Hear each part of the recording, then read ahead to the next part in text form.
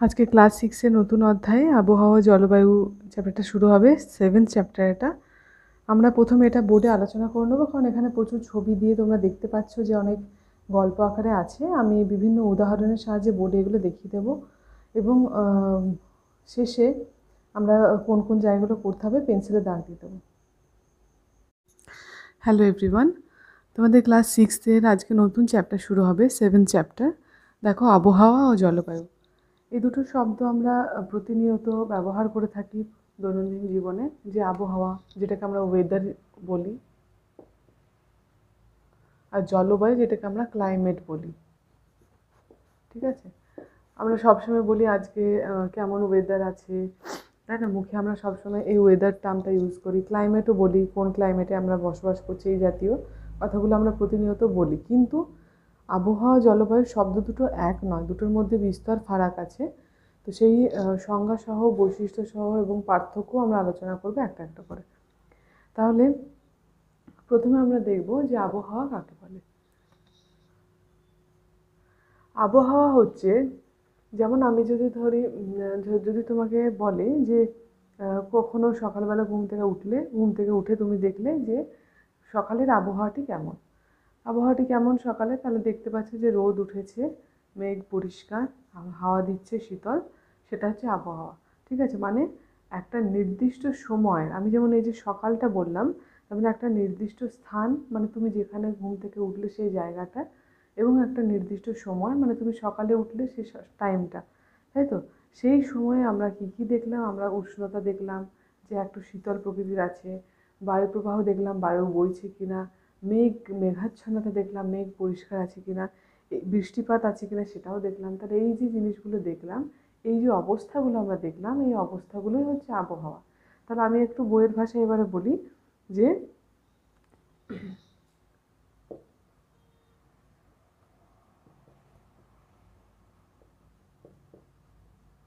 কোনো নির্দিষ্ট স্থানের নির্দিষ্ট সময়, এই দুটো কথা বারবার বলছি, এই দুটো কথা কিন্তু মিস করবে না সংজ্ঞাতে।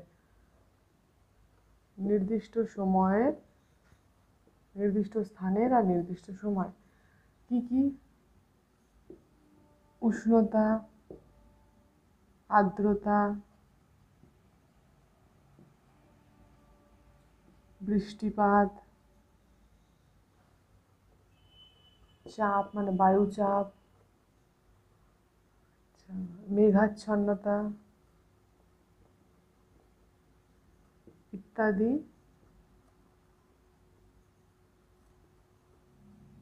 অবস্থাকে আবহাওয়া বলছে।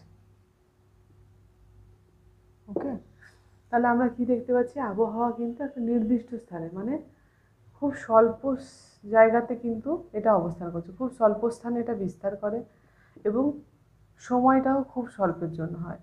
মানে আবহাওয়া কিন্তু পরে মুহূর্তে, তুমি ঘুম থেকে উঠে সকালে দেখলে যে সকালে পরিষ্কার মেঘ আছে, যেই দুপুর গড়ালো, সন্ধ্যা আসতে থাকলে, তখনই দেখা গেলো যে মেঘ হয়ে আসছে, পুরো মেঘ হয়ে আসছে, ঝড় হবে, ঝড় হচ্ছে, বৃষ্টিপাত হচ্ছে। তাহলে কি হচ্ছে?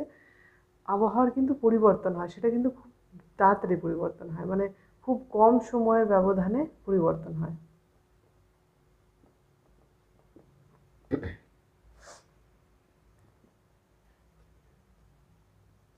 ঠিক আছে, আর যদি আমরা বলি যে আবহাওয়ার উপাদানগুলি কী কী, এটা যদি তোমাদেরকে প্রশ্ন করা হয়, তাহলে কী হবে? আরও আবহাওয়ার উপাদান, এই যে আমরা যেগুলো লিখেছি, এই যে উষ্ণতা, আর্দ্রতা, বৃষ্টিপাত, বায়ুচাপ, মেঘাচ্ছন্নতা, এইগুলোই হচ্ছে উপাদান। কিসের উপাদান? আবহাওয়ার উপাদান। ঠিক আছে, তাহলে আমরা দেখলাম আবহাওয়া কাকে বলে। এরপর আমরা দেখব জলবায়ু কী।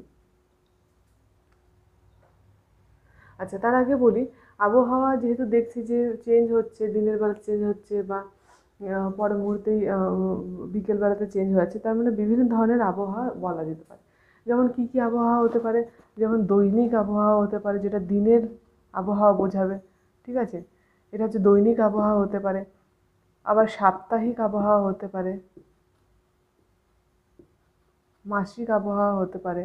মানে এগুলো হচ্ছে প্রত্যেক দিনের আবহাওয়া বলে দেবে, কত তারিখে কত তারিখে। সপ্তাহে মানে একটা সপ্তাহের আবহাওয়া বলে দিতে পারবে, যে আগামী কদিন বৃষ্টি হবে, কতদিন পর রোদ ঝলমলে আকাশে, সেগুলো বলা যেতে পারে। আর মাসিকও বলা যেতে পারে, এরকম করে কিছু কিছু আবহাওয়া যেতে পারে, কিন্তু তার বেশি হয় না খুব একটা। ঠিক আছে, 12 মাসের আবহাওয়ার তথ্য মোটামুটি পর্যন্ত দেওয়া যেতে পারে। 1 মাস বা 12 মাস মানে যেটাকে বাৎসরিক, ব্যাস এইটুকুর বেশি আর আবহাওয়া বলা যেতে পারে না। বাৎসরিক বলা যায় বিশেষ করে আমরা দৈনিক আবহাওয়াটাকে বেশি ফলো করি। তো এটা হচ্ছে আবহাওয়া। এরপরে আমরা চলে যাবো জলবায়ু।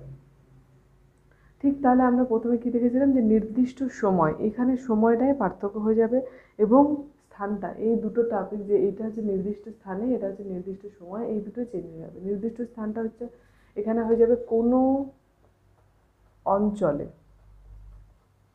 কোনো বিস্তীর্ণ অঞ্চলে। এখানে যেমন যে কোনো নির্দিষ্ট সময় বলেছে, সেটা সকাল বিকেল যখন হতে পারে। এখানে কিন্তু 30 থেকে 35 বছরের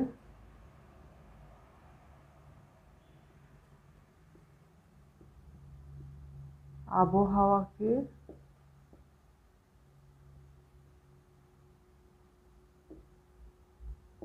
জলবায়ু বলে। ওকে, তাহলে কি বললাম যে আচ্ছা, এখানে গড় আবহাওয়া লিখবে। হ্যাঁ, এখানে একটা টার্ম আমি মিস করলাম, এটা হচ্ছে গড়। কোনো অঞ্চলে, তাহলে আমরা কোন কোন জায়গাগুলো একটু জোর দেবো, এটা একটা নির্দিষ্ট অঞ্চলে থাকবে। কোনো অঞ্চলে 30 থেকে 35 বছর, এইটা খুব ভালো করে মাথায় রাখতে হবে। 30 থেকে 35 বছরের গড় আবহাওয়াকে বলছে, গড় আবহাওয়াকে বলছে জলবায়ু। তার মানে ধরো তুমি ঘুরতে গেছো, কোনো পাহাড়ি অঞ্চলে ঘুরতে গেছো এবং সেই পাহাড়ে দেখতে পাচ্ছ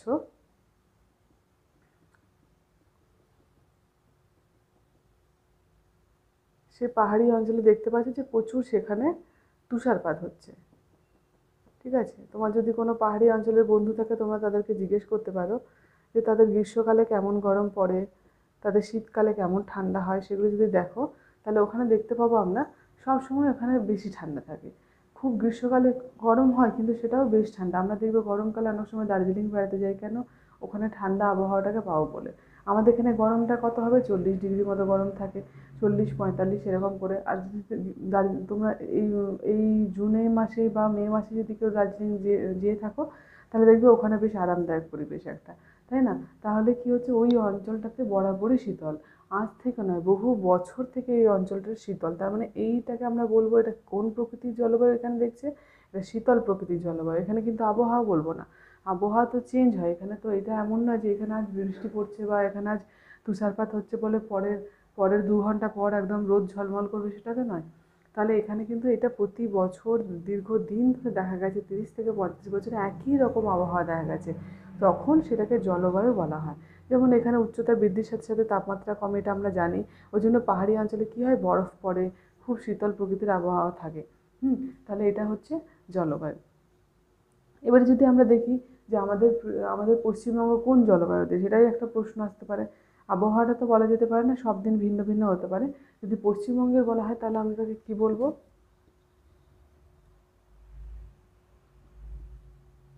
ক্রান্তীয় মৌসুমি জলবায়ুর দেশ বা রাজ্য। পশ্চিমবঙ্গকে বলবে রাজ্য। মানে ওখানে কি থাকে, উষ্ণ গ্রীষ্ম, শুষ্ক শীত, উষ্ণ আর্দ্রও লিখতে পারো, উষ্ণ আর্দ্র গ্রীষ্ম আর শুষ্ক শীত। এটাই তো হচ্ছে মৌসুমি অঞ্চলের অন্তর্গত বা বৈশিষ্ট্য। তো আমাদের দেশও ক্রান্তীয় মৌসুমি জলবায়ুর দেশ। ঠিক আছে, আমাদের দেশ যদি বলি, ভারতও কিন্তু ক্রান্তীয় মৌসুমি জলবায়ুর দেশ। পশ্চিমবঙ্গও সেম ক্রান্তীয় মৌসুমি জলবায়ুর দেশ। তো এখানে কেমন ধরনের জলবায়ু দেখা যাচ্ছে, আমাদের পশ্চিমবঙ্গ যেমন উষ্ণ ও আর্দ্র প্রকৃতির জলবায়ু সাধারণত দেখা যায়। মানে এখানে ম্যাক্সিমাম টাইমই কিন্তু, যদি আমরা দেখি যে আমাদের 12টা মাসের মধ্যে 8 মাসই দেখা যায় গরম থাকে, বাকি 2-3 মাস হয়তো বর্ষা থাকলো, শীতটা খুব কম স্থায়ী থাকে, বেশি দিন থাকে না। তাহলে আমরা এইগুলো কোথায় দেখতে পাই, উষ্ণ আর্দ্র গ্রীষ্ম মেনলি আমাদের পশ্চিমবঙ্গের বৈশিষ্ট্য। তাহলে এইটা হয়ে গেল আমাদের জলবায়ু হলো। এবার আমরা আবহাওয়া জলবায়ুর পার্থক্য করবো, যেটা খুব ইম্পর্টেন্ট এবং আসবেই। আচ্ছা, এখানে আমরা পার্থক্যটা লিখে দেবো। এখানে দেখো, একদিকে আমি করে দিলাম আবহাওয়া, একদিকে করে দিলাম জলবায়ু। এখানে আমরা একটা একটা করে আলোচনা করবো। প্রথমেই তোমরা কিন্তু নিজেদের সংজ্ঞাটা যেটা আছে সেটা তোমরা লিখবে। এখানে আমি আবার সংজ্ঞাটা লিখছি না, এটা নিজেরা সংজ্ঞাটা লিখবে। এটা আবহাওয়া হচ্ছে নির্দিষ্ট স্থানে নির্দিষ্ট সময়ে বায়ুমণ্ডলীয় উপাদানগুলির যে অবস্থান সেটাই হচ্ছে আবহাওয়া। আর জলবায়ু হচ্ছে কোনো অঞ্চলে বা কোনো বিস্তীর্ণ অঞ্চলে 30-35 বছরের যে গড় আবহাওয়া সেটাই হচ্ছে জলবায়ু। ওকে, এরপর আমরা কি দেখব?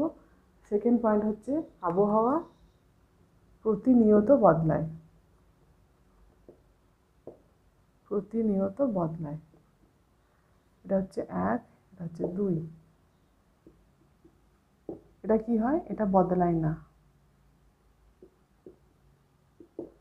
ওকে, এটা হচ্ছে স্বল্প পরিসর, বলছে না নির্দিষ্ট স্থানে, তাহলে এটা কি হবে? স্বল্প পরিসর স্থানে সীমাবদ্ধ। এটা বিশাল অঞ্চলে সীমাবদ্ধ। ঠিক আছে, আচ্ছা, তোমাদের বইয়ে তো আর নেই, কিন্তু আমি চাইবো যে আরও কয়েকটা তোমরা নিজেরা তৈরি করো, এবং আমি সেই জন্য কয়েকটা এক্সট্রা আমি তোমাদেরকে বলে দিচ্ছি। ঠিক আছে, তো আমরা যখন আবহাওয়া দেখি, তো আবহাওয়ার যে উপাদানগুলো সেগুলো কিন্তু যতগুলো আমরা উপাদান পড়ছি, সংজ্ঞাতে পড়ছি সেইগুলোই। মানে সেক্ষেত্রে উষ্ণতা হবে, বৃষ্টিপাত হচ্ছে, চাপ হচ্ছে, এটা বায়ুচাপ লিখবে। ঠিক আছে, চাপ হচ্ছে, মেঘাচ্ছন্নতা হচ্ছে, আর্দ্রতা হচ্ছে। এইগুলোর মধ্যেই আমরা বলি যে আজকের আবহাওয়া কেমন, আজকে ভীষণ হিউমিডিটি, ভীষণ আর্দ্র, ঘাম হচ্ছে বেশি, বলি না এটা? তাহলে এইগুলোর মধ্যে থেকে আমরা ব্যবহার করি। কিন্তু জলবায়ুর উপাদান কিন্তু এত কিছু উপাদান বিচার করে না। জলবায়ুর মেনলি উষ্ণতাটা দেখা হয় কেমন, আর বৃষ্টিপাতটা কেমন হয়, এই দুটো হচ্ছে প্রধান উপাদান। অঞ্চলটা কেমন, শীতল অঞ্চল না গরম অঞ্চল না অধিক বৃষ্টিপাতযুক্ত অঞ্চল না মরু অঞ্চল, ব্যাস এইটুকুর মধ্যে বলা হয়। অধিক আর্দ্রতাযুক্ত অঞ্চল, অধিক চাপযুক্ত অঞ্চল এরকম করে বলি না আমরা। তাই উপাদান এখানে জলবায়ুর প্রধান উপাদান হচ্ছে এই দুটো। তোমরা চেষ্টা করবে এটা প্রধান উপাদান লেখা। ঠিক আছে, ওকে, আচ্ছা, এরপর আরেকটা তোমরা দেবে, এটা খুব ভালো করে দেখো। আবহাওয়া আমাদের দৈনন্দিন জীবনকে, বা মানুষের দিয়ে লিখতে পারো, মানুষের দৈনন্দিন জীবনকে প্রভাবিত করে। মানুষের দৈনন্দিন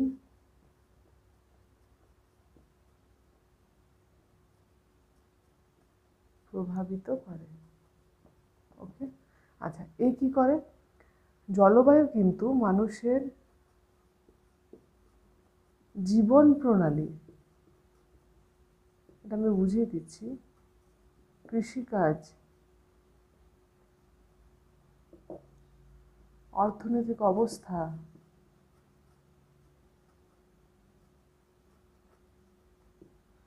তারপরে এছাড়া তোমাদের জীবন প্রণালীর মধ্যে আমি ওই খাদ্য পোশাক ওগুলো আমি তোমাদেরকে বলে দেবো, ওই জন্য আলাদা করে আর বলছি না। জীবন প্রণালীর মধ্যে খাদ্য পোশাক এগুলো সব চলে আসবে। ঠিক আছে, তাছাড়া তোমরা যদি স্বাস্থ্য দেখো, স্বাস্থ্যও হবে। তারপরে উদ্ভিদের প্রকৃতি,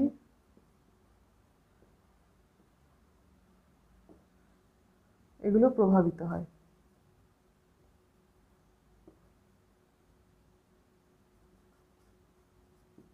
তাহলে জলবায়ুর কারণে কি বলছি আমি? মানুষের জীবন প্রণালী, মানে মানুষ যদি পাহাড়ি অঞ্চলে হয় তাহলে তারা খুব কঠোর পরিশ্রমী হয়, ওদেরকে ঢালে সিঁড়ি ভেঙে ভেঙে উঠতে হয় পাহাড়ি অঞ্চলে, ভারী ভারী জিনিস নিয়ে মাথায় দেখবে জিনিস নিয়ে। মেয়েরাও ওই অঞ্চলে খুব খাটতে পারে, ওদের একরকম স্বাস্থ্য হয়, ওদের খুব শক্ত বডি হয়। ঠিক আছে, তাপ তাপ বডিতে তাপ ধরে রাখার মতো রাখতে হয়।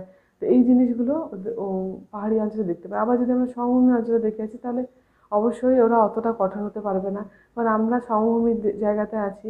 তো সমভূমি থেকে তুমি যদি পাহাড়ে কখনো ট্রেকিং করতে যাও, দেখবে আমাদের মানে পুরো এমন অবস্থা হয় হাঁপিয়ে উঠি, যেন জীব বেরিয়ে আসে, এরকম অবস্থা। কিন্তু যেখানে যারা ওখানে থাকে তারা কিন্তু দিব্যি ঘুরে বেড়াচ্ছে, প্রতিদিন পাহাড়ে উঠছে নামছে, ওদের কোনো ব্যাপার না।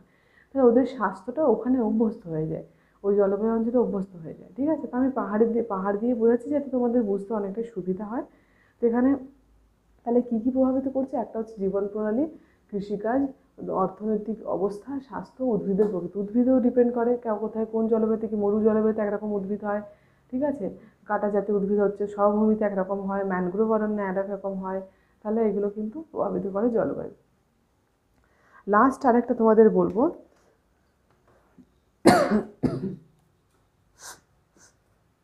আচ্ছা, আবহাওয়া সংক্রান্ত যে বিদ্যা বা আবহাওয়া সংক্রান্ত অধ্যয়ন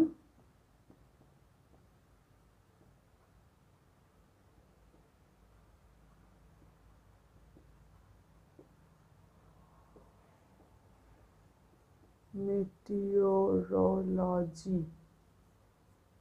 এটা লিখে নাও, মেটিওরোলজি বলে।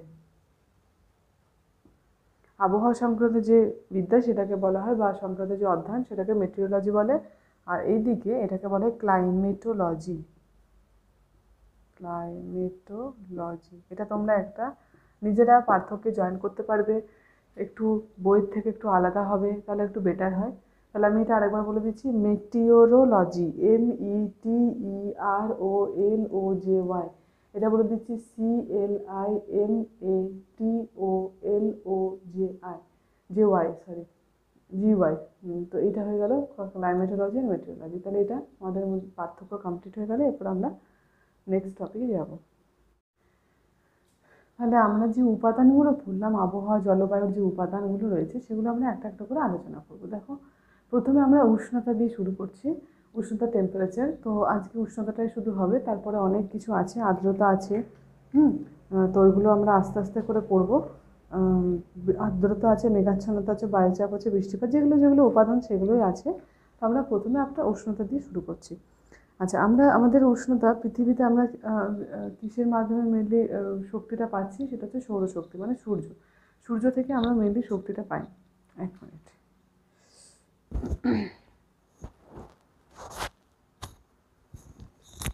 একটু ভালো করে বুঝে নিও, এটা কোনো এমন কঠিন ব্যাপার নয়, ইজি, শুধু একটু বুঝে নিও। ওকে, দেখো,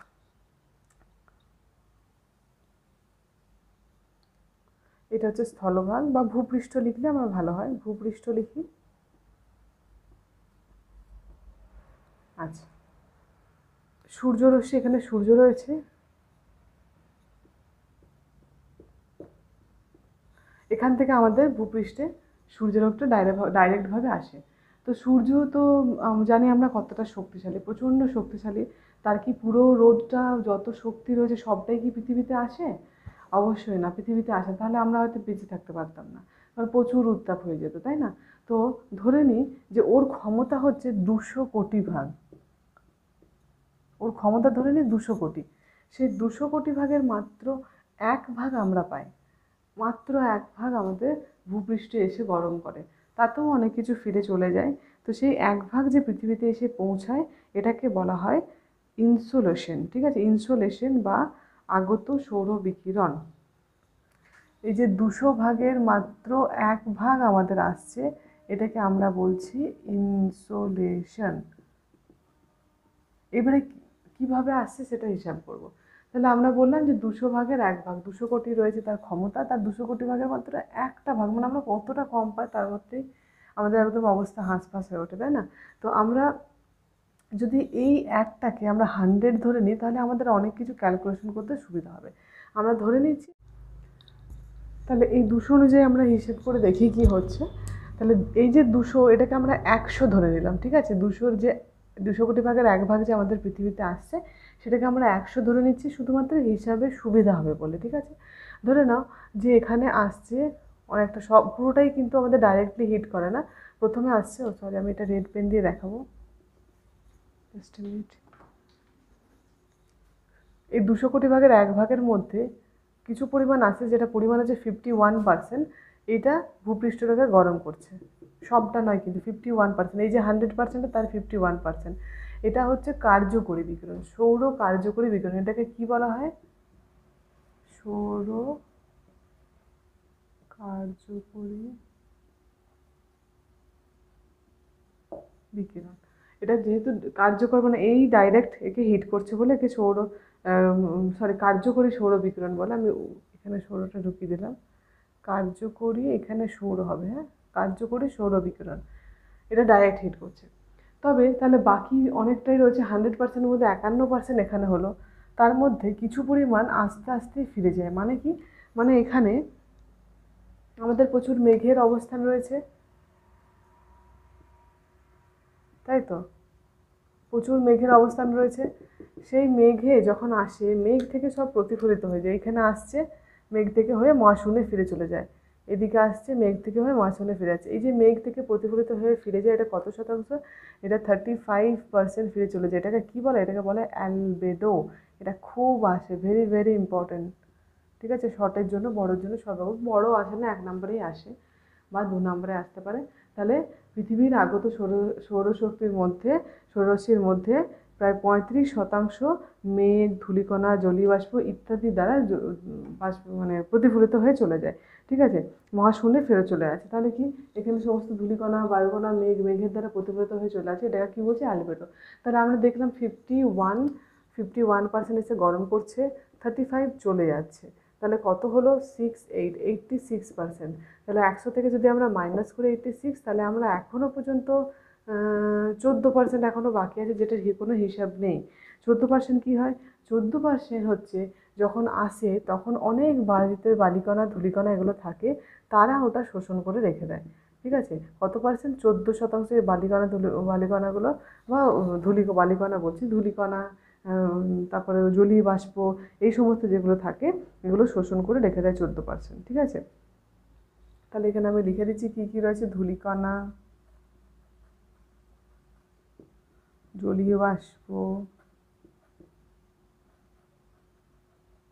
এগুলো শোষণ করে থাকে 14%। তাহলে 100%-এর পুরো হিসেব হয়ে গেল। এবারে হচ্ছে কি হয়, এটা কী হয়, সারাদিন ধরে রোদ পড়ে এবং গরম হচ্ছে, এভাবে 51% হচ্ছে ডাইরেক্ট হিট করছে, কিছু পার্সেন্ট জলীয় বাষ্প টেনে নিচ্ছে এবং বাকিটা 35% ফিরে চলে যাচ্ছে। দেখো তাহলে 100% চলে আসছে। কিন্তু আবার এইটাই যখন বিকিরণ হয়, মানে এই যে 51%-এ যখন যতটা ভূমিটা শোষণ করলো, ওকে তো আর ফেরত দিতে হবে না, তো আমরা গরমে টিকতে পারবো না। যেই সন্ধ্যেবেলা হয় তারপর থেকে দেখবে একটু রোদটা থাকে না, অনেকটা কম কম উত্তাপ থাকে, রাত্রেবেলা একটু আরাম থাকে। তো এই যে এই কেন থাকে? কারণ এই বিকিরণ করে, তাই তো, এটা বিকিরিত হয়। তো বিকিরিত হয়, নীল পেনে দেখিয়ে দিই। বিকিরিত হওয়ার মধ্যে দুটো ভাগে ভাগ হয়ে যায়। বিকিরিত হওয়ার এই অংশটা যখন বিকিরিত হচ্ছে তখন দুটো ভাগে ভাগ হয়ে যায়, একটা 17% হয় আর একটা 34% হয়। 17% চলে যায় মহাশূন্যে, ডাইরেক্ট মহাশূন্যে চলে যায়। আর যেটা পার্সেন্ট হচ্ছে 34%, সেটা এবার বিভিন্ন যে জলীয় বাষ্প, মেঘ, ধূলিকণা ওগুলো যদি থাকে এগুলোর মধ্যে আটকে থাকে। ঠিক আছে, এইটা হচ্ছে পুরোপুরি যে আমাদের একটা মানে হিট বাজেট বলা যেতে পারে, যে এটা আমাদের তাপমাত্রার পুরো হিসাব নিকাশ বলা যেতে পারে এটাকে। ঠিক আছে, তাহলে আরেকবার আমি বলে দিচ্ছি যে ইনসুলেশন কাকে বলে, আসতে পারে কার্যকরী সৌর বিকিরণ কত পার্সেন্ট, এটা ধরতে পারে, অ্যালবেডো তো আসবেই ধরে নাও। আর এই যে ফিরে যাওয়া, এটাকে বলা হয় পার্থিব বিকিরণ। এই দুটো ঘটনাকে বলা হয় পার্থিব বিকিরণ। 51% এসেছে, সেই 51%ই কিন্তু ফিরে যাবে।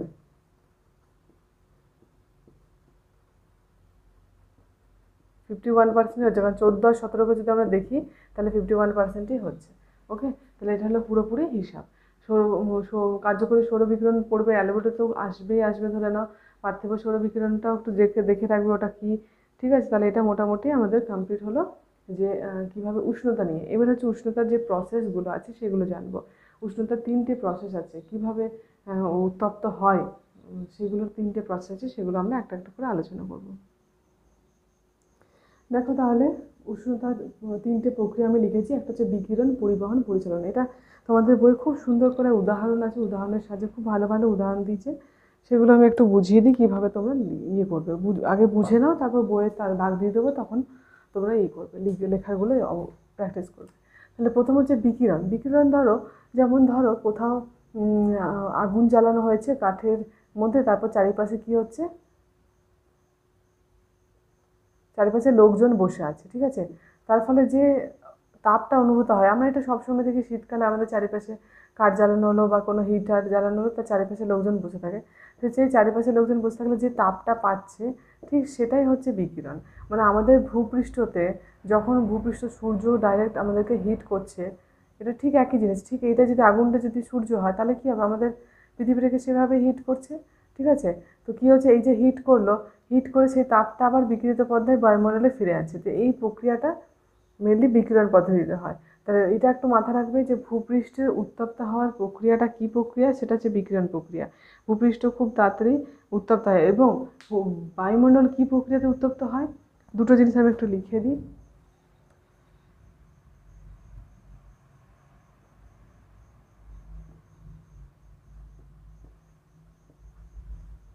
ভূপৃষ্ঠ উত্তপ্ত কোন প্রক্রিয়াতে হয়? ভূপৃষ্ঠ বিকিরণ প্রক্রিয়াতে উত্তপ্ত হচ্ছে উত্তপ্ত।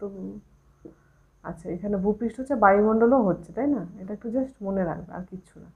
বায়ুমণ্ডলে উত্তপ্ত হচ্ছে কীভাবে হচ্ছে?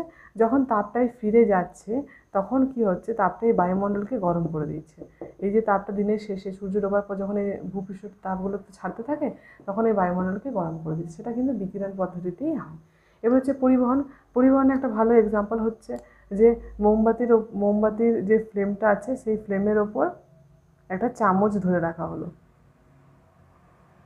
ঠিক আছে? একটা চামচ ধরে রাখা হলো।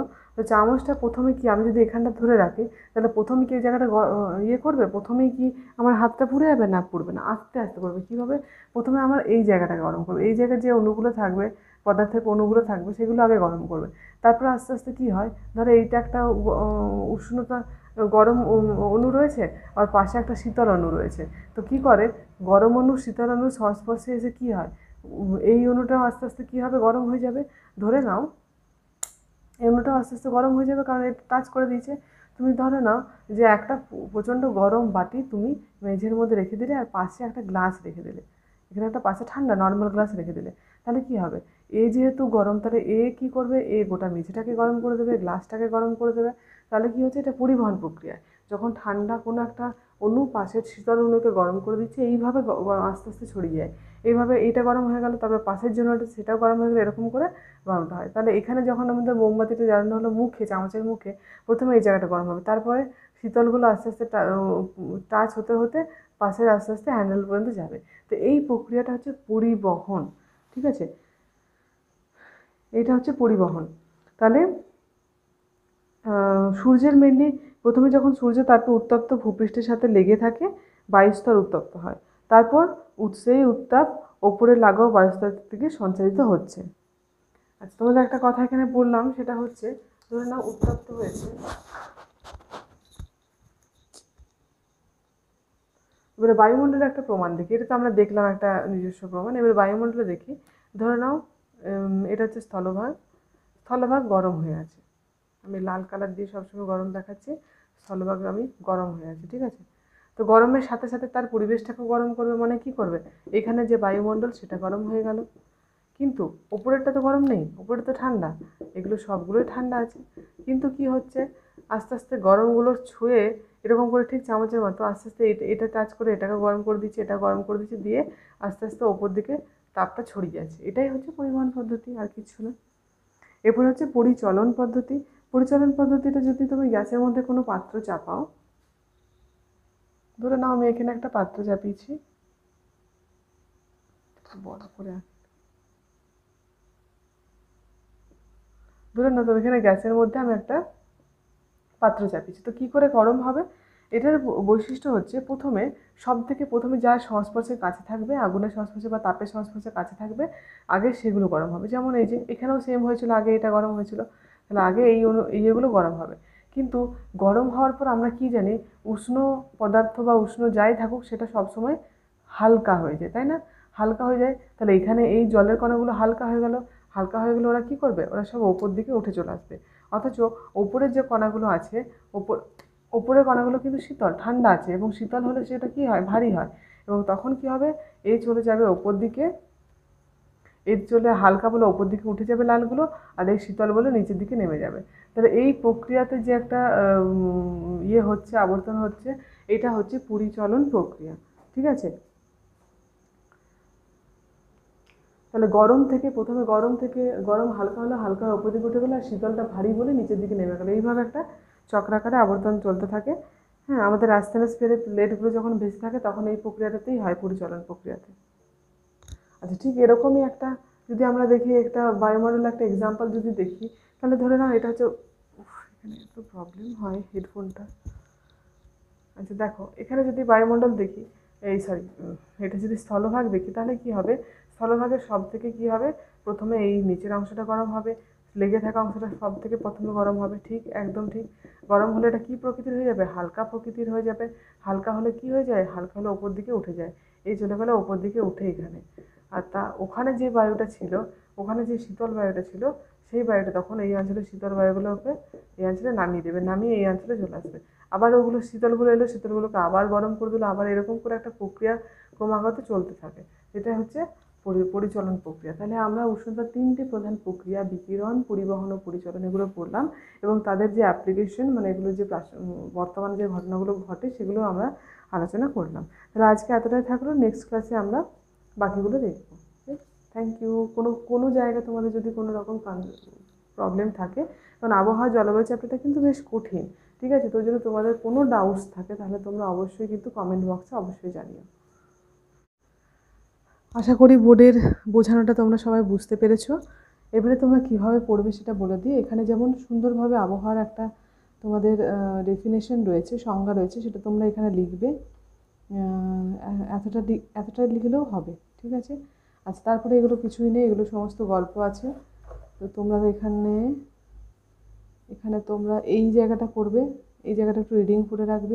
এই জায়গাটা যা রয়েছে, কী ধরনের জলবায়ু দেখা যায় ভারতে, আমাদের পশ্চিমবঙ্গে কী ধরনের দেখা যায় সেগুলো। আর এটা হচ্ছে জলবায়ু সংজ্ঞা, সঙ্গে একটা উদাহরণ দিয়েছে। এবার হচ্ছে পার্থক্য। তোমরা চেষ্টা করবে যে এক্সট্রা পয়েন্টগুলো আমি তোমাদের বললাম সেগুলো এখানেই লিখে নেবে। অন্য খাতাতে লিখলে অতটা মনে থাকে না, তাই বইটা খুলে তোমরা এখানেই লিখে নিও এক্সট্রা পয়েন্টগুলো। ওকে, বেশ। এরপরে আমরা দেখলাম যে বিভিন্ন আবহাওয়া আর জলবায়ুর যে উপাদান, তার মধ্যে আমরা উষ্ণতাটা আলোচনা করেছি আজকে। তাহলে দেখো, এখানে যেগুলো পড়তে হবে জাস্ট এক লাইন করে পড়লেই হবে। এটা হচ্ছে আগত ইনসোলেশন, এটা হচ্ছে কার্যকরী সৌরবিকিরণ, এটা হচ্ছে বাকিটা দেওয়া দরকার নেই। 35% মহাশূন্যে ফিরে যায়, 35% সৌরশক্তি, এটা লিখবে। হ্যাঁ, এখানে তো লেখা নেই, এটা লিখতে হবে। বাকি 14% এটা রিডিং করবে। আর আচ্ছা, এইখানটা হচ্ছে পার্থিব বিকিরণের উদাহরণ, হলো? আচ্ছা, এই ছবিটা দেখে নিয়ে একবার ভালো করে। এরপর হচ্ছে বিভিন্ন পদ্ধতিগুলো, 3টে পদ্ধতি রয়েছে: পরিবহন, বিকিরণ আর পরিচলন। এখানে প্রত্যেকটা এক্সাম্পল দিয়ে দিয়েছে।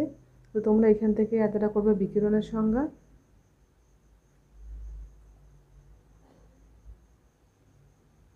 এটা হচ্ছে পরিবহনের কীভাবে হয়, কীভাবে ভূপৃষ্ঠে কীভাবে পরিবহন হয় তার। এই জায়গাটা হচ্ছে ভূপৃষ্ঠে পরিবহনের সংজ্ঞা। এখানে পরিবহনের সংজ্ঞাটা ভালোভাবে নেই, তোমরা একটু তৈরি করে নিও। এরপর হচ্ছে পরিচলন। আচ্ছা, তোমাদের একটু সংজ্ঞা আমি একটা তৈরি করে দিলাম। দেখো, বায়ুর উলম্ব স্থানান্তর দ্বারা বায়ুমণ্ডল উত্তপ্ত হওয়ার প্রক্রিয়াকে পরিচলন বলে। এটা লিখতে পারো। আর একবার রিপিট করছি, বায়ুর উলম্ব স্থানান্তর দ্বারা বায়ুমণ্ডলের উত্তপ্ত হওয়ার প্রক্রিয়াকে পরিচলন বলে। এদিকে তোমার একটা যে পরিবহনটা ছিল না, পরিবহনটার সংজ্ঞাটা হচ্ছে পাশাপাশি অণুর সংস্পর্শে উষ্ণতার সঞ্চালনকে পরিবহন বলে। এই সংজ্ঞাগুলো করলে তোমাদের মোটামুটি হয়ে যাবে। আর কীভাবে বায়ুটা হয় সেটাও তোমাদেরকে এখানে তৈরি করতে হবে। বায়ুর মাধ্যমে কী করে হয়, এই লাস্ট প্যারাটা একটু রিডিং করে তৈরি করে রাখবে। ব্যাস, এতটাই আমরা পড়েছি। নেক্সট দিন বাকি অংশটা আলোচনা করবো।